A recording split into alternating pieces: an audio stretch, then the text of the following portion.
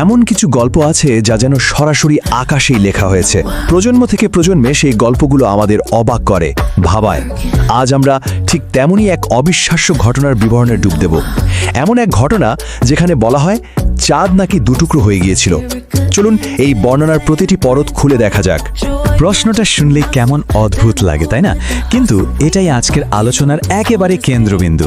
আমরা এমন একটা বিবরণ দেখব যা ঠিক এই দাবিটাই করে। আচ্ছা, এটা কি শুধুই একটা কিংবদন্তি, নাকি এর পেছনে আরো গভীর কোনো অর্থ আছে? চলুন এর উত্তর খোঁজা শুরু করি। তো সব বড় গল্পের মতো এটা শুরুটাও কিন্তু বেশ নাটকীয়। ঘটনার সূত্রপাত হয় একটা চ্যালেঞ্জ দিয়ে। নবী মোহাম্মদের কাছে তার বিরোধীরা একটা প্রমাণ চেয়ে বসেছিল। তবে যেন এটা কোনো সাধারণ প্রমাণ ছিল না। তাদের দাবি ছিল আকাশ থেকে এমন একটা চিহ্ন দেখানোর যা কোনো মানুষের পক্ষে করা সম্ভব না। ব্যাস, এই একটা বাক্যই ছিল সেই স্ফুলিঙ্গ যা পুরো ঘটনাটাকে চালিত করে। ভাবুন তো, এটা ছিল বিশ্বাসের এক চূড়ান্ত পরীক্ষা, একটা অসম্ভব শর্ত। আর এই দাবির পরেই গল্পের সেই অবিশ্বাস্য অংশটা সামনে আসে। চ্যালেঞ্জ তো ছুড়ে দেওয়া হলো, কিন্তু এর জবাবে যা ঘটল তা ছিল সত্যিই কল্পনার বাইরে। এখন আমরা সেই মূল ঘটনাটার দিকে যাব, যা এই বর্ণনার একেবারে কেন্দ্রবিন্দু, সবচেয়ে অবাক করা মুহূর্ত। ঘটনাটা ঠিক যেভাবে ঘটেছিল তার পর্যায়ক্রমটা দেখুন, সত্যি অসাধারণ।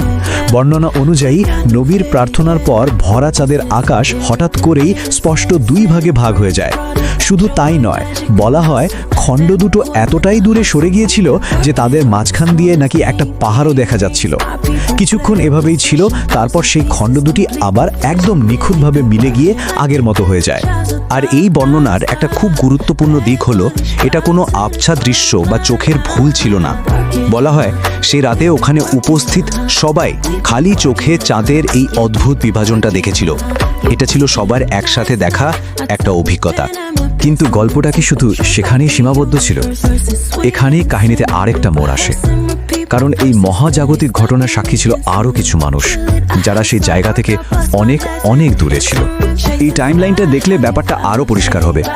দেখুন, মক্কায় যখন এই ঘটনাটা ঘটছে, ঠিক তখনই বহু দূরের মরুভূমির পথ ধরে চলা বণিকদের কাফেলাও আকাশে একই জিনিস দেখতে পায়।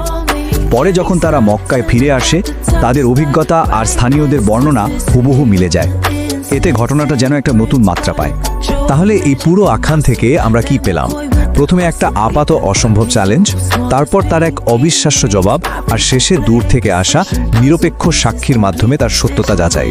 চলুন এই অসাধারণ গল্পটার মূল বিষয়গুলো আরেকবার গুছিয়ে দেখে নেওয়া যাক। মানে সংক্ষেপে বলতে গেলে পুরো ব্যাপারটা হলো একটা দাবির জবাবে দেখানো অলৌকিকতার গল্প। আর এই বর্ণনাকে সমর্থন জুগিয়েছিল স্থানীয় প্রত্যক্ষদর্শী এবং দূর থেকে আসা সাক্ষী উভয়। এই সব উপাদান মিলেই একটা শক্তিশালী আখ্যান তৈরি হয়েছে, যা আজও আমাদের অবাক করে।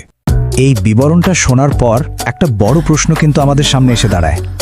শুধু এই ঘটনাটাই নয়, বরং পৃথিবীর সমস্ত সংস্কৃতি আর ইতিহাসে ছড়িয়ে থাকা এমন অলৌকিক গল্পগুলোর আসল তাৎপর্য কি? এগুলো কি শুধুই বিশ্বাসকে আরও মজবুত করার জন্য, নাকি এগুলো মানুষের কল্পনা আর অজানাকে বোঝার চেষ্টার এক চিরন্তন প্রতিফলন? উত্তরটা হয়তো আমাদের নিজেদের ভাবনার মধ্যেই লুকিয়ে আছে।